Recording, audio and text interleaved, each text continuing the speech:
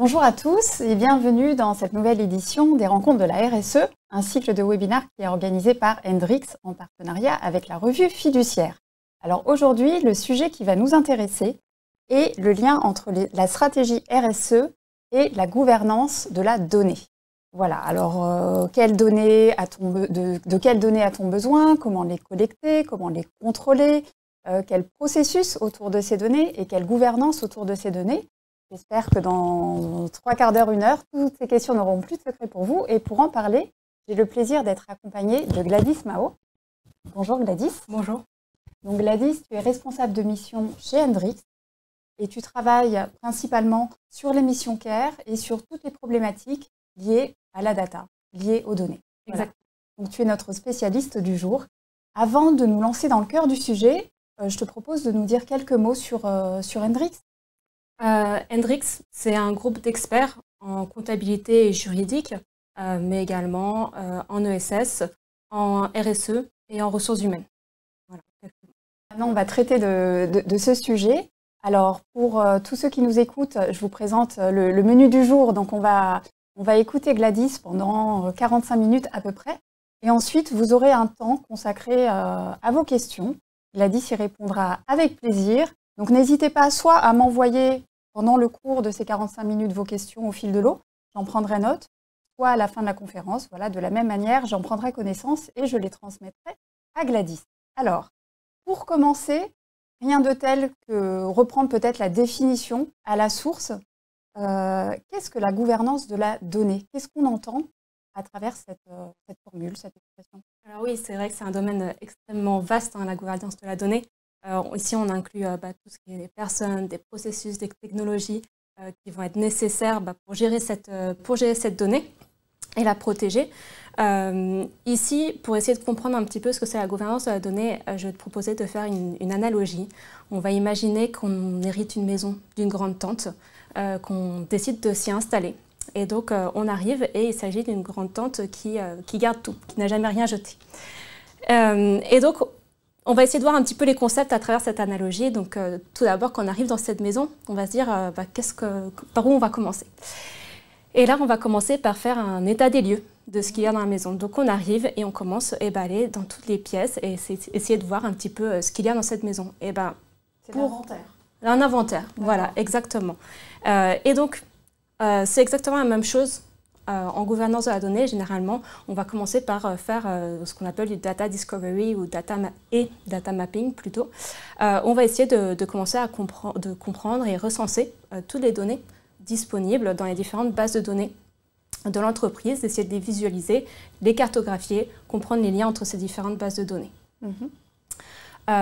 Ensuite, l'idée, ça va être de se dire, maintenant qu'on voit un petit peu, qu'on a une bonne visibilité de ce qu'on a en face de nous, on va essayer un petit peu de labelliser ce qu'on a en face de nous. Donc ça va être du coup essayer de labelliser une photo, un album photo, des vêtements, des jouets, des meubles, etc. Donc là, ça va être la même chose au niveau de nos données. Une fois qu'on a réussi à trouver nos données, et je précise, des données que l'on savait déjà au préalable qu'elles étaient là. Donc ça va être dans notre analogie ce qu'il y avait dans le salon de notre grande-tante. On y allait tous les samedis, on savait ce qu'il y avait dans ce salon.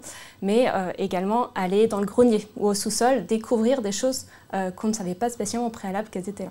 D'accord. Et donc l'idée, c'est vraiment d'aller classer, d'aller poser un label sur chacun de ces objets. Et pour nos données, ça va être la même chose.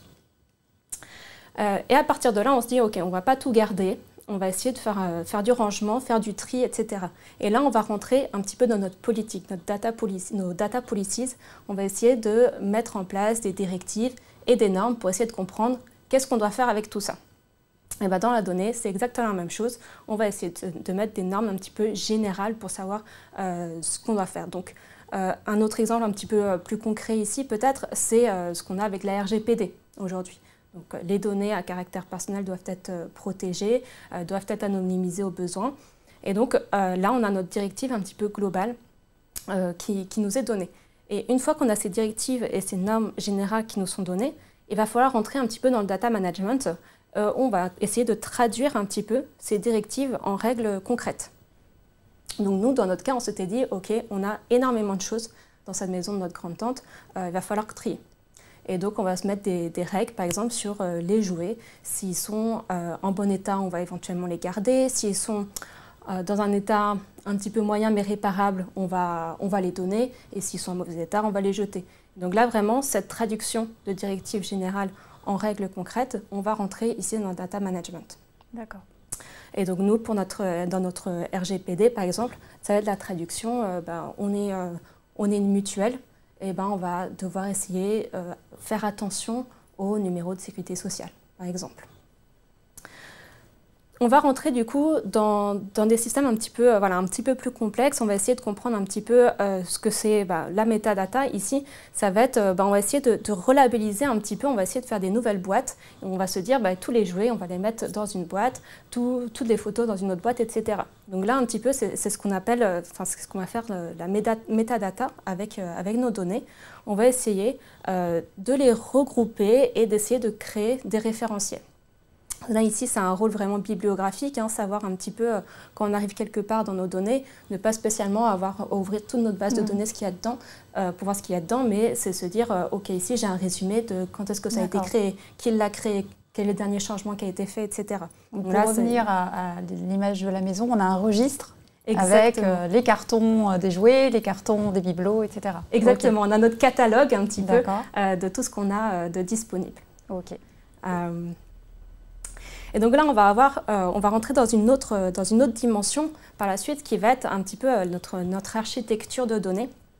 Et avant même de penser à une architecture, on va commencer par penser quel est notre besoin de données. Donc maintenant qu'on a vu ce qu'on avait, on va essayer de se poser la question de quoi on a besoin. Et à partir de là, on va essayer de définir notre besoin et ensuite, on va pouvoir créer justement ces plans qui vont nous permettre de gérer notre donnée depuis sa collecte, son acquisition, jusqu'à éventuellement sa suppression. Donc on va essayer de gérer ce qu'on appelle tout le cycle de vie de la donnée, sa collecte, son stockage, ses transformations, qui y a accès, sa consommation, etc. Et par la suite, autre point qui est vraiment incontournable, c'est justement cette gouvernance de la donnée, elle nous fixe des règles bien spécifiques à suivre pour essayer d'avoir des données de qualité. Et ça, c'est vraiment incontournable et c'est vraiment très, très important aujourd'hui parce qu'on doit avoir une donnée qui est fiable, on doit pouvoir avoir confiance dans les données qu'on a en face de nous.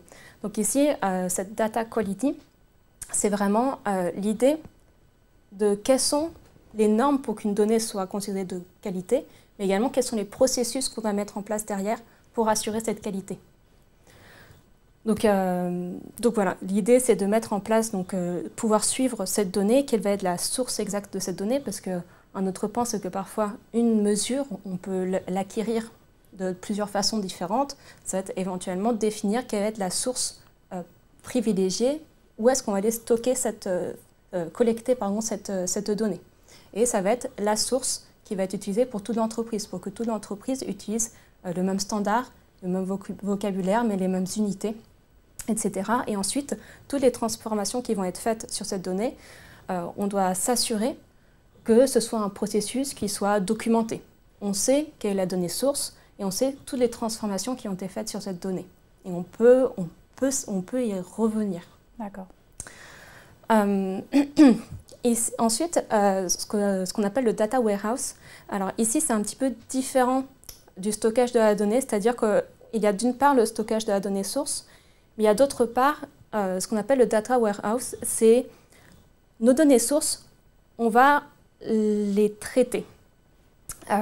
Et on va en avoir un data warehouse qui va être de nos données sources qui viennent de sources de données hétérogènes et éventuellement éclatées vraiment entre tous les différents départements de l'entreprise. On va essayer de les regrouper et ensuite on va essayer de les traiter pour qu'elles soient exploitables. Et à partir du moment où on a de la donnée exploitable, c'est là où des gens comme moi vont se faire un grand plaisir d'aller explorer ces données. Donc là, on va rentrer dans le domaine de la data science et vraiment, c'est extrêmement global. On va même commencer tout simplement à explorer notre donnée avec des statistiques descriptives toutes simples.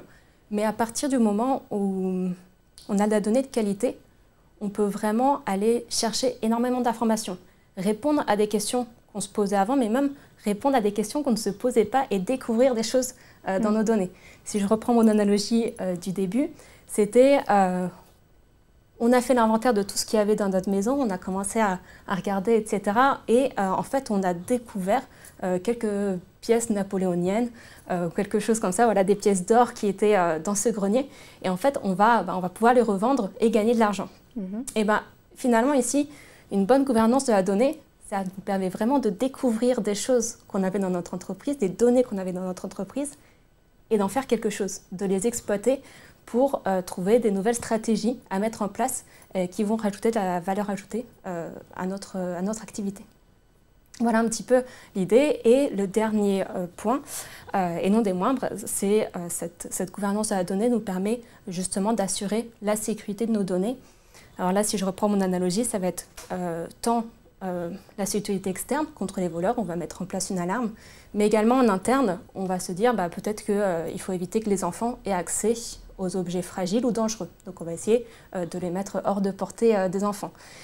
Et nous ici, pour la donnée, c'est exactement la même chose. Il va falloir d'une part protéger cette donnée d'accès extérieur, non autorisé, mais également en interne, il va falloir commencer à penser qui a accès aux données, pourquoi et comment.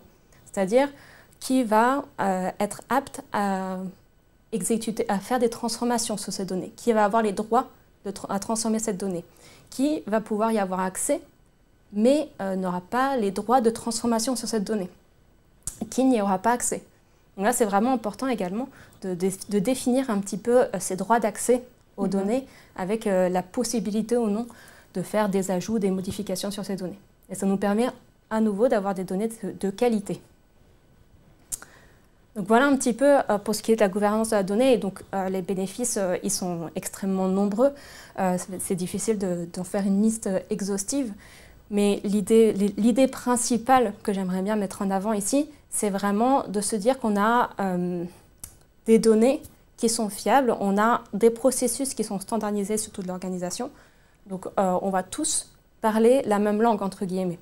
Si on veut une donnée, on va tous retrouver la même donnée. On ne va pas avoir des données différentes, des résultats différents et ne plus trop savoir quelle était la donnée source, quelle transformation a été mise en place si ce n'est pas la donnée source, etc. Donc ici, c'est vraiment un élément vraiment nécessaire. On va également gagner énormément en efficacité. On sait de quelles données on dispose, et on sait où elle est.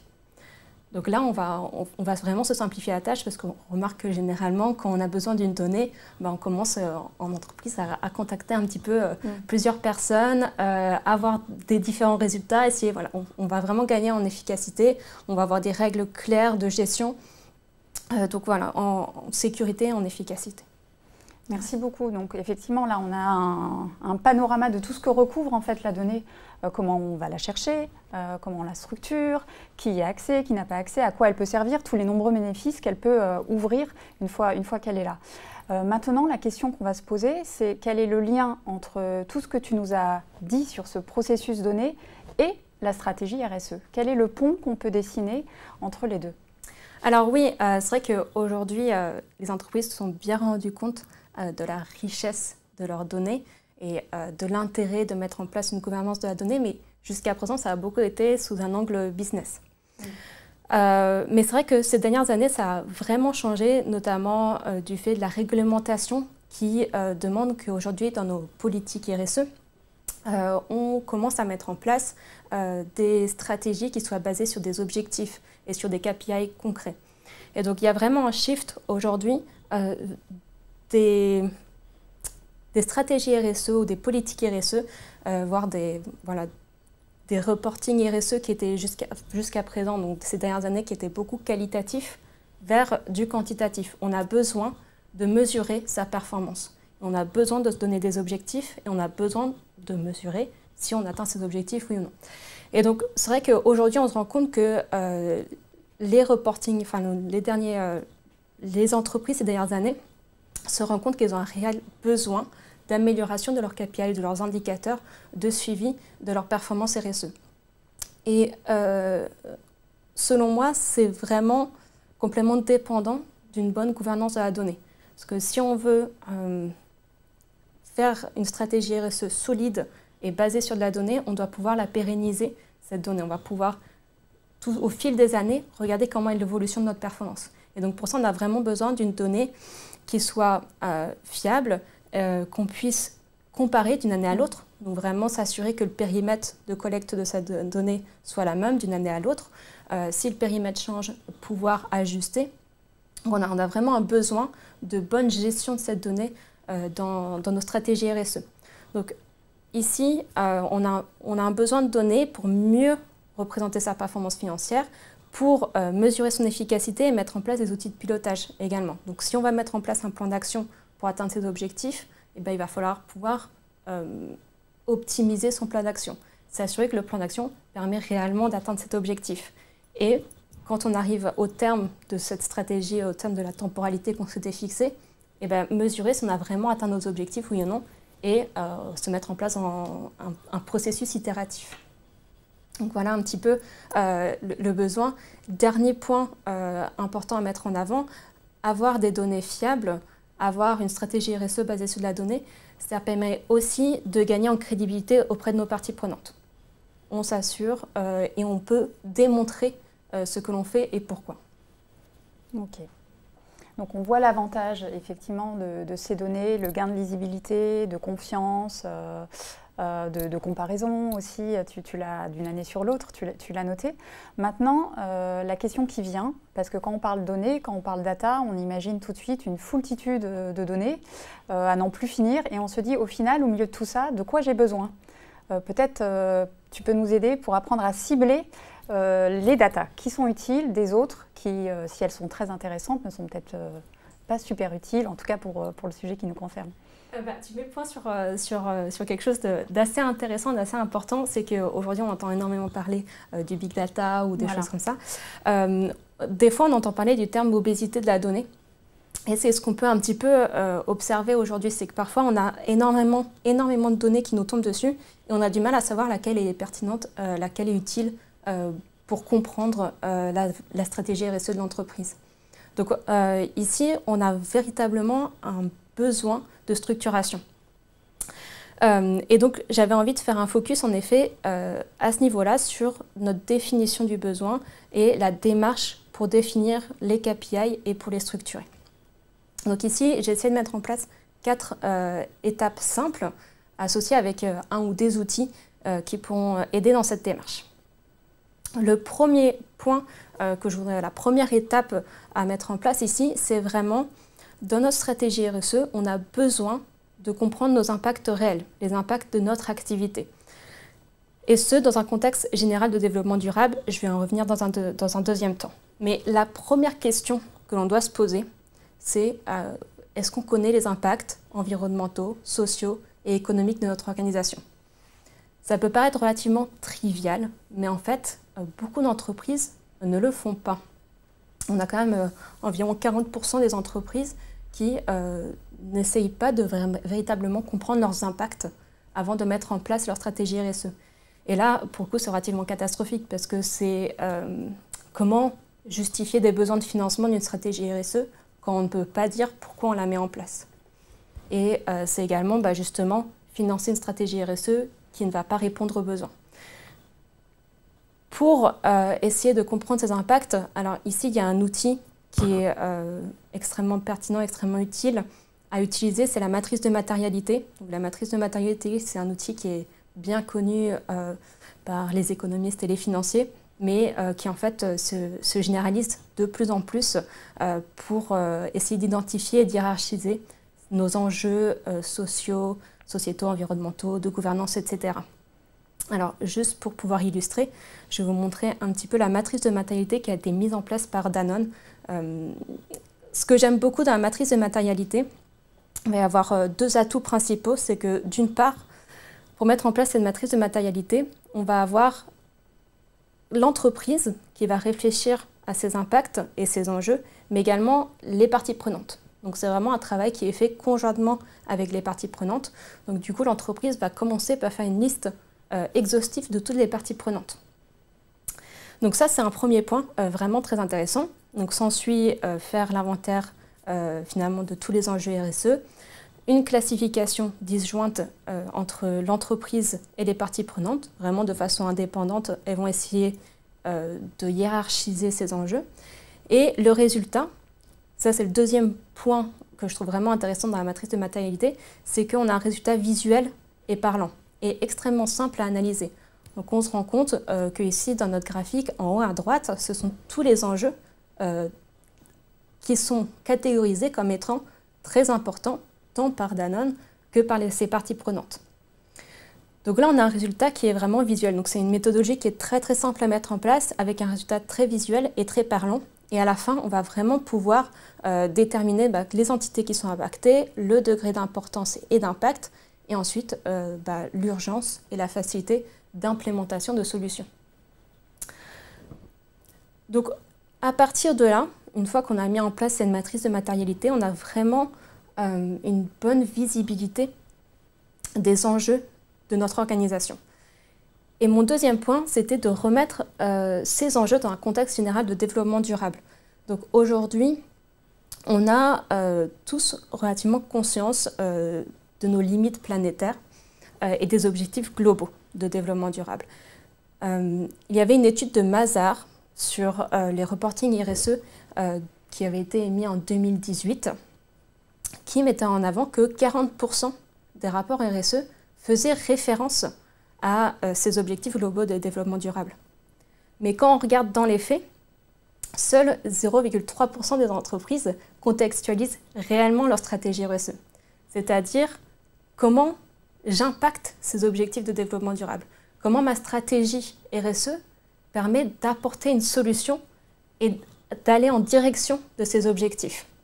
Et ça, finalement, presque aucune entreprise ne le fait. Donc là, on a une véritable problématique. Et donc, je vais en arriver à ma deuxième étape, justement. Comment essayer de se remettre dans ce cadre-là? L'idée, c'est de pouvoir définir les bons indicateurs, et ce, dans un cadre normatif. Donc, d'une part, on va devoir essayer de trouver les bons indicateurs sur ces enjeux avec des objectifs qu'on appelle SMART. Donc, c'est des objectifs qui vont être spécifiques, donc spécifiques à l'entreprise et à son modèle d'affaires, mesurables, parce qu'en effet, encore une fois, on est en train de parler de performance, on doit pouvoir mesurer quelle est notre performance actuelle, quels sont les efforts à faire. Ces objectifs, ils doivent être ambitieux, mais réalistes. On ne doit pas espérer en faire trop, parce qu'on n'atteindra jamais ces objectifs. Ça doit être réaliste. Et dernier point, ils doivent être temporellement définis. On veut diminuer de 40% nos émissions. Oui, mais 40% dans quoi? Dans 5 ans, 10 ans, 15 ans. Donc ça, c'est un premier point. Et deuxième point, il faut essayer de trouver une démarche qui soit harmonisée entre les différents acteurs.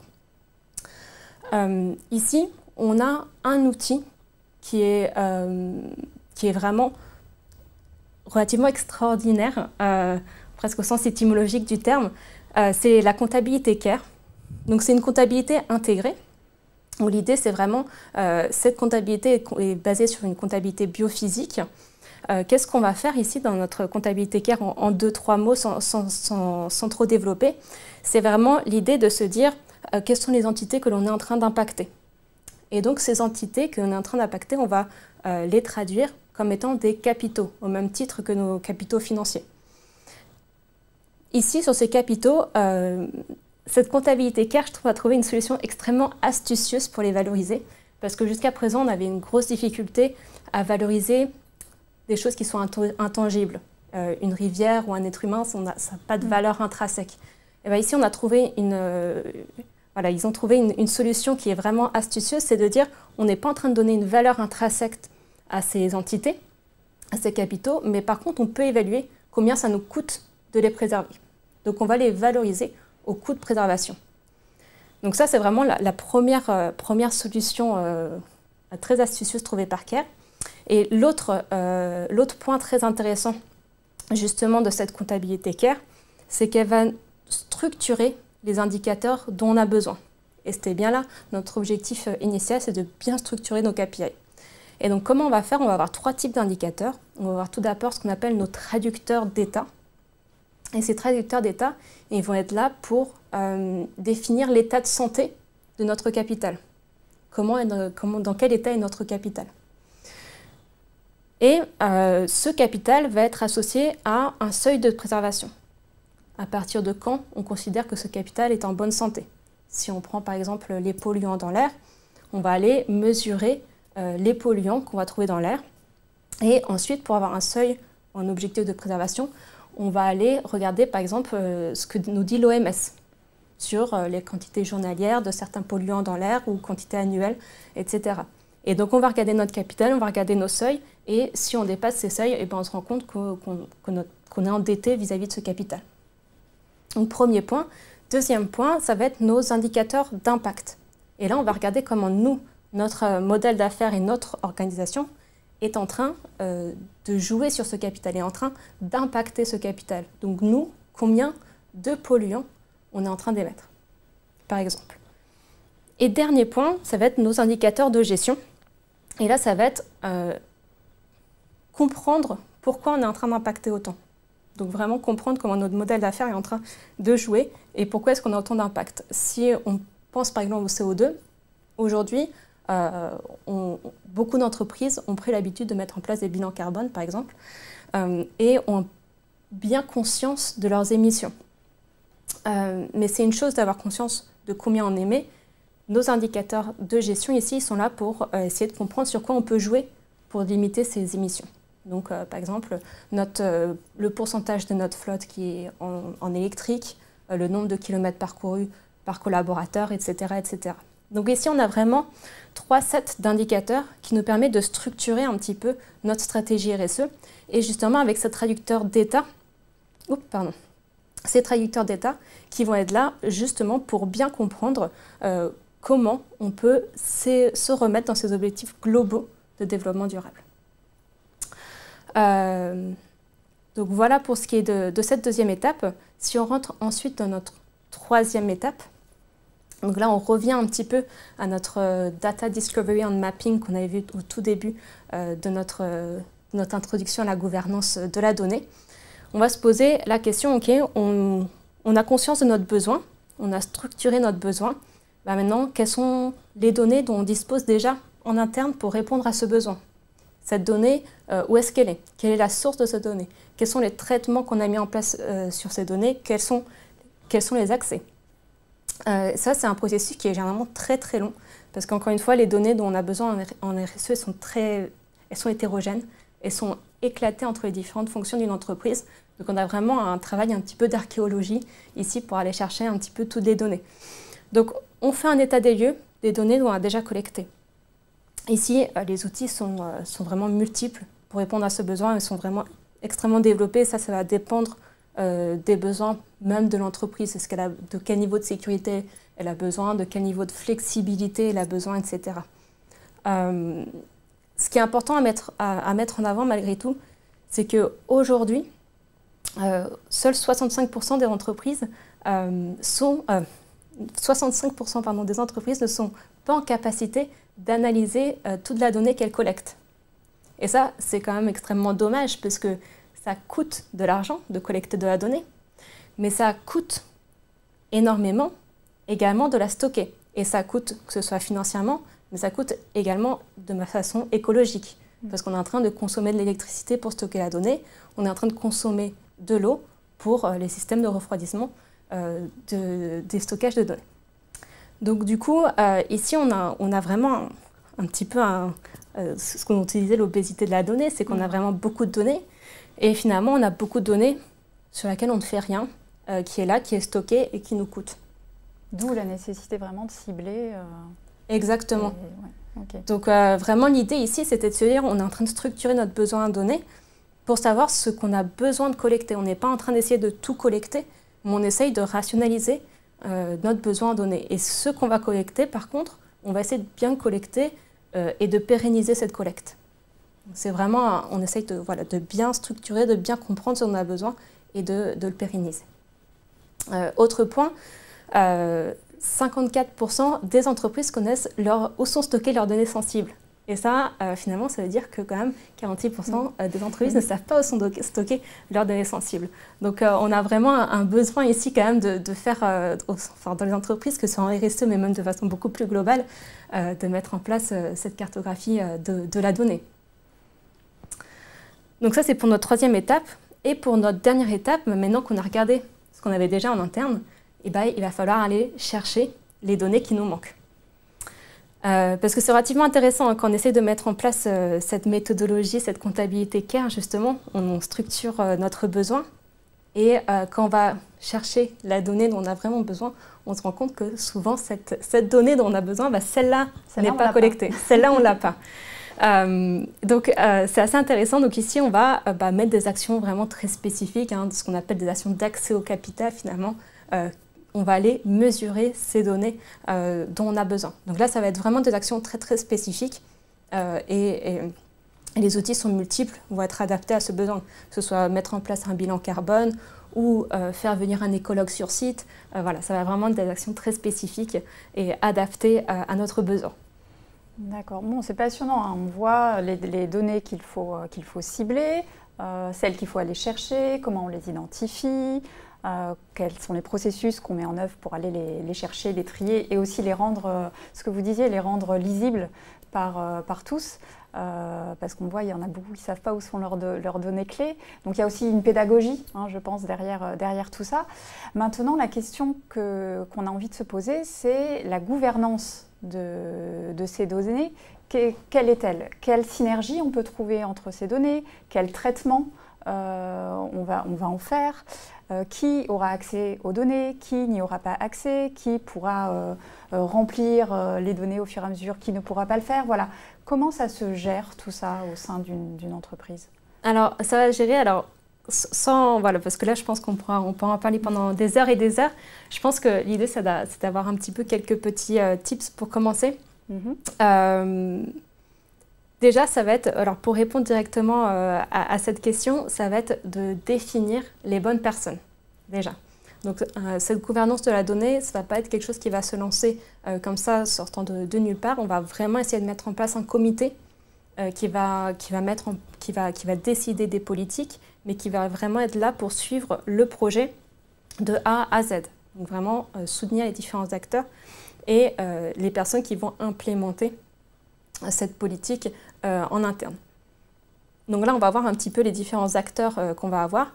Un point qui est important à mettre en avant, c'est que certes, il faut certes penser grand, c'est-à-dire que cette gouvernance de la donnée, elle va se penser au niveau, à l'échelle de l'entreprise, mais généralement, il faut essayer de commencer petit. C'est l'idée d'essayer de faire des petits pas pour aller loin, parce que si on essaye tout de suite de courir un marathon, généralement ça va pas fonctionner, il faut commencer petit à petit. Donc vraiment le premier point c'est commencer petit à petit.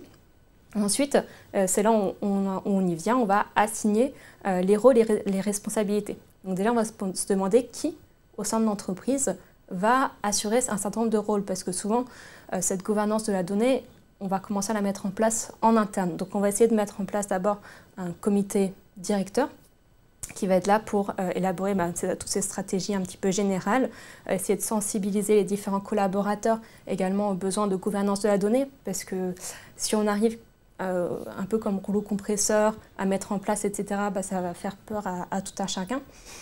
Et ce qui est complètement normal, on a tous l'habitude de notre propre gestion interne ou au sein de nos départements, voire au sein de notre équipe, voire nous tout seuls sur notre ordinateur à notre propre gestion de la donnée. Donc là, quand on commence à mettre en place un système centralisé, ça devient un petit peu plus, on a un peu moins la main mise dessus. Donc il faut vraiment faire un travail de sensibilisation et de pédagogie sur cette mise en place de cette gouvernance et essayer de prioriser également les projets. Ensuite, si on essaye de partir du haut de la pyramide un petit peu vers le bas de la pyramide, on va avoir ce qu'on appelle les data owners. C'est une personne qui va être responsable d'une partie de nos données, d'une ou plusieurs bases de données, et va être responsable de tout ce travail de classification, protection, utilisation, qualité, etc. Vraiment de ce data management, de la traduction de notre gouvernance dans les faits. Dans le cadre de notre data management ici. Et sous ce data owner, généralement, on va avoir plusieurs data stewards. Donc ici, c'est les personnes qui vont vraiment, entre guillemets, mettre la main à la pâte. Donc ça va être les personnes qui vont être expertes d'une partie de cette base de données, ou d'une de ces bases de données, qui vont avoir une connaissance approfondie de la donnée qu'on a à l'intérieur, et qui vont implémenter concrètement les règles mises en place par le data owner. Ils vont être ils vont travailler généralement en parallèle avec ce qu'on appelle les data custodians, qui viennent généralement des services informatiques et qui vont être là pour la partie plus technique de l'implémentation de cette politique. Et enfin, on va avoir les data stakeholders. Ça va être tous ceux qui ont besoin de cette donnée, entre guillemets, tous ceux qui vont parfois la créer, qui jusqu'à présent peut-être la gérer, mais qui vraiment l'utilisent dans leurs analyses, dans leurs études, pour sortir leurs propres rapports en interne, etc. Et un point qui est important, donc comme je disais, on a besoin de notre comité directeur pour sensibiliser les collaborateurs, mais il ne faut pas que ce soit non plus une démarche qui vient du haut. Ouais, on a vraiment besoin de mettre en place une démarche bottoms-up. Donc on demande aux utilisateurs de cette donnée de quoi ils ont besoin. Donc on a vraiment besoin d'essayer de faire en sorte que le besoin, ce n'est pas d'en haut qu'on le connaît. C'est vraiment d'en bas les personnes qui concrètement travaillent avec ces données au quotidien, qui vont connaître leurs besoins. Ouais, donc vraiment une logique participative. Exactement. Ouais. Donc on a vraiment besoin de faire une remontée de l'information, une remontée du besoin. Et à partir de là, on va pouvoir définir la politique et faire un autre chemin, le chemin inverse finalement. L'autre point, et ça on l'a vu un petit peu finalement au préalable, c'est qu'il faut commencer par identifier et prioriser la donnée déjà existante. Donc ça ne sert à rien de réinventer la roue, entre guillemets. Il faut commencer par regarder qu'est-ce qu'on collectait déjà en interne et si on le collecte très bien, il faut continuer à le collecter de cette façon. Simplement, on est en train de retravailler sur le stockage des accès, la documentation de la transformation de cette donnée, etc. Donc voilà, à ce niveau-là, essayer de prioriser ce qu'on avait déjà en interne. Ensuite, on l'a rapidement évoqué, mais c'est également identifier les sources de données faisant autorité. Parfois, une même donnée, on peut l'avoir de plusieurs sources différentes. Et c'est pour ça que un individu, s'il a besoin d'une donnée et qu'il va contacter plusieurs départements en espérant avoir une réponse, parfois il a 3 réponses différentes. Les 3 sont bonnes, mais c'est des sources différentes. Donc ça va être ici pour l'entreprise de décider de la source qui fait autorité. Et l'avantage, c'est qu'ici, à la fin, on parle tous la même langue, entre guillemets. Donc on n'a plus des différences. Ici, donner 2 rapports différents avec deux résultats différents, se demander pourquoi, commencer à chercher, commencer à se poser la question, est-ce que c'est la transformation de la donnée qui était différente, est-ce que c'est la source qui était différente? Et là, tout de suite, ça devient un petit peu problématique. Ici, vraiment, on va identifier la donnée source qui fait autorité et on va tous parler le même langage. Ensuite, il y a vraiment ce travail au niveau des métadonnées. Ce que je disais également, ce travail qui se fait souvent au préalable du travail des data scientists, entre guillemets, c'est on a stocké toutes nos données sources. Et une fois qu'on a toutes nos données sources, il faut les transformer pour qu'elles soient exploitables. Et donc vraiment, tout ce chemin, c'est le gros travail de la data gouvernance. Et il est nécessaire pour que par la suite, on puisse l'exploiter, cette donnée. Donc, le préparer et l'avoir bien documenté en amont, ça permet d'avoir une transformation de la donnée et une donnée exploitable en aval. Donc, il y a vraiment, c'est pas en se lançant sans y avoir réfléchi qu'on va avoir un bon résultat. C'est vraiment, il faut réfléchir en amont toutes les transformations qu'on va avoir à faire sur nos données. Avant-dernier point, vraiment penser à identifier tous les risques potentiels qu'on a sur nos données. Donc, est-ce que la source de nos données, est-ce qu'on sait que tous les ans ou tous les mois, ça dépend de la temporalité à laquelle on collecte cette donnée, mais est-ce qu'on sait qu'on pourra toujours la collecter, cette donnée? Ou est-ce qu'on a un risque de ne pas pouvoir la collecter? Et si on ne peut pas la collecter, quelles seraient les autres options? Donc ça, c'est un des risques. Bon, les risques au niveau de la sécurité, évidemment. C'est là où notamment ce jeu des accès est extrêmement important parce qu'il faut savoir qui a autorité pour faire des changements sur notre base de données. Si tout le monde a accès à la base de données, il y aura toujours des erreurs, il y aura toujours des couacs, certes souvent involontaires, mais une donnée va être transformée. Éventuellement, elle peut être, si les personnes ont accès à la base de données source, imaginons si une partie de données sont supprimées, c'est catastrophique. Comment revenir en arrière pour faire des comparaisons, etc. Donc il y a vraiment identifier tous les risques potentiels sur nos données. Et tout dernier point, cette gouvernance de la donnée, ce n'est pas un projet qu'on met en place à un instant T, et une fois qu'il est mis en place, c'est fini. C'est vraiment un processus qui va être mis en place et qui va durer sur le temps long. On va mettre en place, c'est un projet qui prend du temps, qui coûte cher, qui rapporte par la suite des bénéfices énormes, mais il faut se dire que c'est itératif. On a mis en place notre système, un an après, par exemple, où est-ce qu'on en est? Est-ce qu'il y a des changements à mettre en place? Est-ce qu'il y a de l'évolution de notre modèle à faire? Qu'est-ce qui a changé, du coup, vis-à-vis de notre donnée? Donc vraiment, il y a ce processus itératif de remise en question permanente et d'adaptation de notre gouvernance de la donnée vis-à-vis de la situation. Donc ça, pour conclure vraiment sur cette présentation, c'est que jusqu'à présent, en fait, cette gouvernance de la donnée, elle répondait plutôt donc, du coup, à des objectifs business. L'idée d'aujourd'hui, c'était de le ramener, de montrer en quoi cette gouvernance de la donnée est également nécessaire pour notre stratégie RSE. Elle était préférable et elle est vraiment nécessaire parce qu'on a vraiment des données qui viennent de toutes les fonctions d'une entreprise, qui ont toutes les formes possibles et inimaginables. Donc on a vraiment besoin de structurer un petit peu notre besoin, structurer notre donnée pour réussir à mesurer notre performance, mesurer les efforts à fournir, dimensionner nos plans d'action et, a posteriori, regarder si nos plans d'action étaient efficaces ou non. Et du coup, faire un processus itératif, recommencer le processus, comme ça, chaque année, jusqu'à ce qu'on les atteigne voilà. Et qu'on les maintienne après. Mais vraiment, voilà, l'idée, c'est vraiment de se maintenir sur le temps long et de justement pouvoir avoir une vision sur long terme, autant dans le passé que dans le futur de notre stratégie RSE. Là, on peut vraiment se projeter sur, si on met en place cette stratégie, qu'est-ce que ça va donner dans 5 ans, qu'est-ce que ça va donner dans 10 ans. Et si on a des données de 5 ans auparavant, 10 ans auparavant, on peut également faire des projections qui deviennent de plus en plus fiables finalement. Donc c'est un point extrêmement nécessaire d'avoir de la donnée qui réponde à ce besoin. Donc voilà ce que je voulais mettre en avant aujourd'hui sur la gouvernance de la donnée en parallèle avec la stratégie RSE.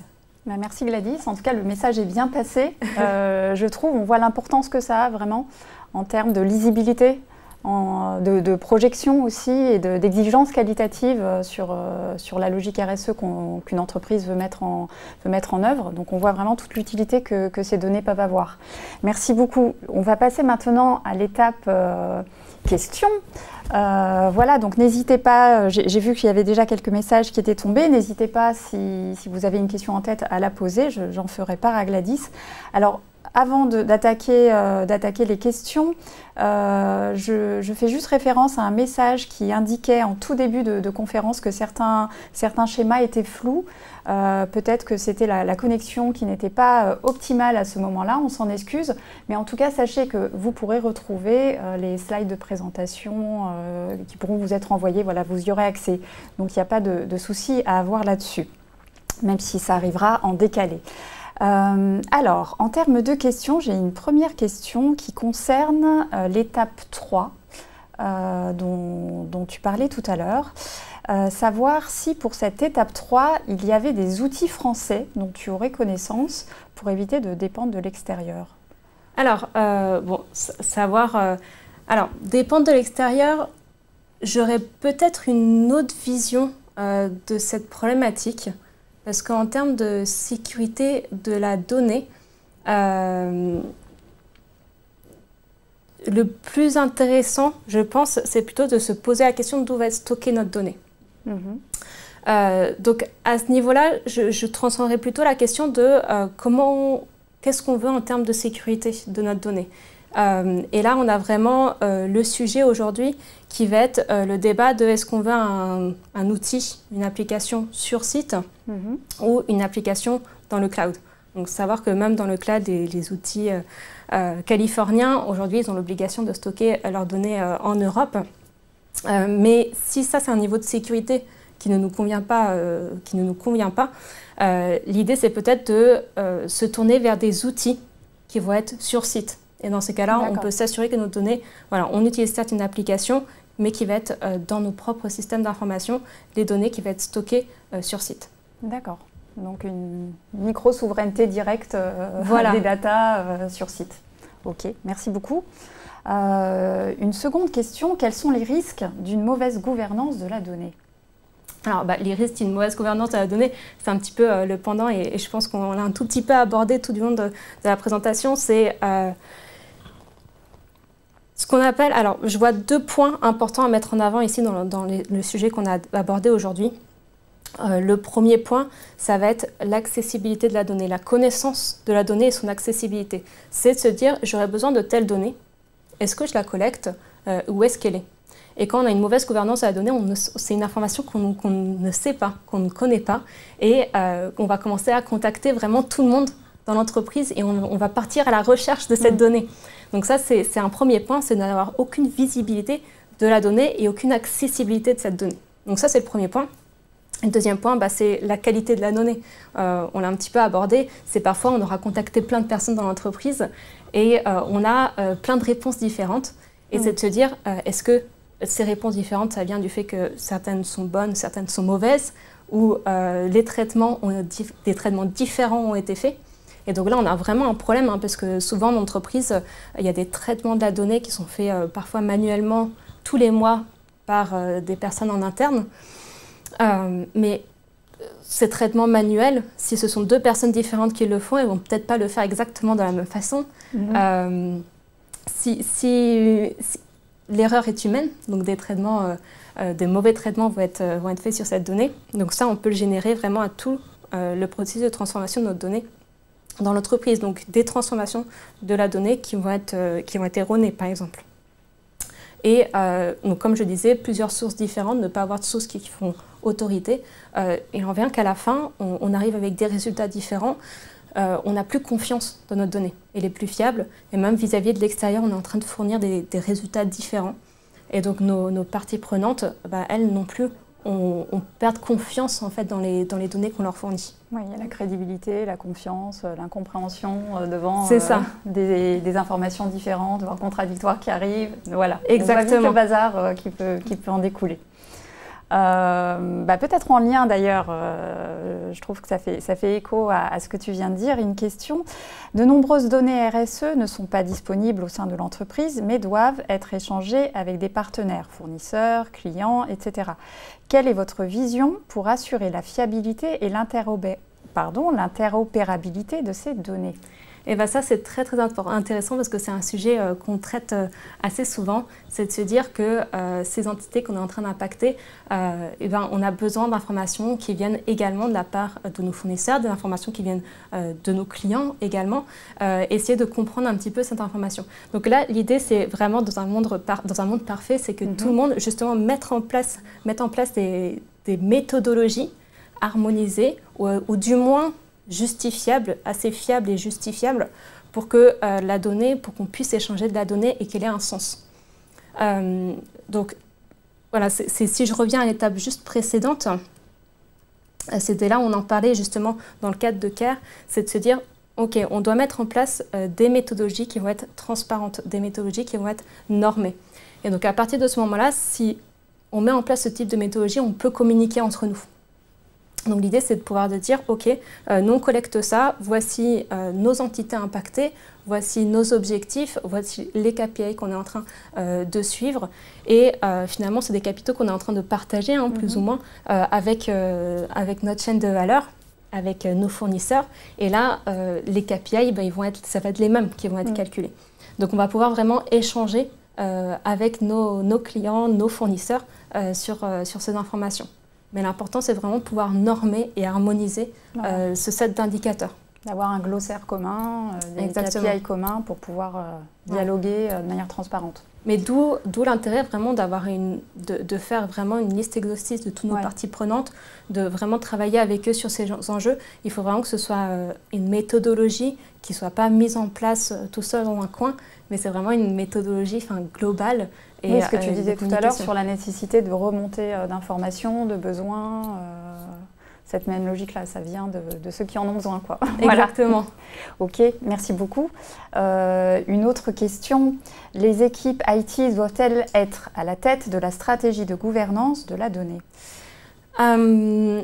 Alors c'est une question intéressante et dans notre gouvernance de la donnée, elles doivent être, évidemment, c'est un travail qui se fait de façon accompagnée par l'équipe IT, on va dire. Dans notre comité de gouvernance, il faut que l'équipe IT fasse partie de ce comité de gouvernance, évidemment, parce que c'est eux qui vont avoir la vision technique et pratique derrière. Mais ce qui est important de voir, c'est que ça se fait vraiment conjointement. On va dire que ça va vraiment se faire parallèlement. Dans ce comité, on va intégrer toutes les personnes qui utilisent ces données, toutes les personnes qui en ont besoin. Donc c'est vraiment un travail conjoint. Et généralement, par exemple, nos data owners, ça va être des personnes relativement seniors dans l'entreprise, mais pas spécialement IT. Ça va être les personnes qui utilisaient cette base de données et qui l'utilisent toujours. Leurs équipes utilisent cette base de données, mais ce n'est pas les IT ici. Par contre, les IT doivent vraiment travailler en parallèle et en partenariat avec des équipes pour pouvoir implémenter ce besoin concrètement. Donc c'est vraiment un travail voilà, en partenariat, on va dire. Un travail d'équipe. Merci beaucoup. Une dernière question, mais je pense que c'est en référence de ce qu'on disait au préalable. Méthodologie via une nomenclature commune, point d'interrogation. Méthodologie via une c'est extrêmement vaste comme question. Alors, la réglementation s'oriente vers la définition d'une nomenclature commune. Et on espère que cette nomenclature commune puisse advenir. Aujourd'hui, ça n'est pas encore tout à fait le cas, même si on s'oriente vraiment en termes de réglementation vers cette démarche. Le